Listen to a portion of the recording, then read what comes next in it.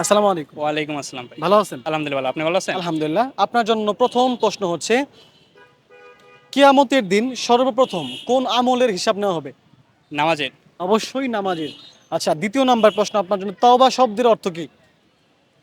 আল্লাহর কাছে ক্ষমা প্রার্থনা করা। ক্ষমা চাওয়া বা ক্ষমা, মাফ চাওয়া। হ্যাঁ, মাফ আচ্ছা, চাওয়া। তৃতীয় নাম্বার প্রশ্ন আপনার জন্য, ইসলামের সর্বপ্রথম ঘর কোনটি? ইসলামের সর্বপ্রথম ঘর কোনটি? অপশন দিতে হবে ভাই। এটা সৌদি আরবে অবস্থিত, কাবা শরীফ। কাবা ঘর। আচ্ছা, চতুর্থ নাম্বার প্রশ্ন আপনার জন্য, হযরত ইব্রাহিম আলাইহিস সালামের যুগে কি কোন আমলটি শুরু হয়েছিল, যেটা আমরা এখনো পালন করি প্রত্যেক বছর? উম, হজ। নামাজ। প্রত্যেক বছর আমরা একবার পালন করি। কুরবানি কুরবানি কুরবানি। কুরবানি, কুরবানি।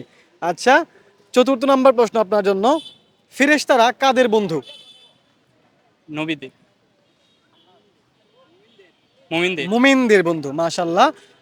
পঞ্চম নাম্বার প্রশ্ন, পিপিলিকা, পিপিলিকা কোন নবীকে দাওয়াত করে খাইয়েছিল?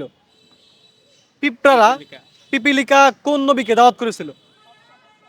অপশন ভাই। অপশন, মুসা নবী, ইসহাক আলাইহিস সালাম বা সুলাইমান আলাইহিস সালাম।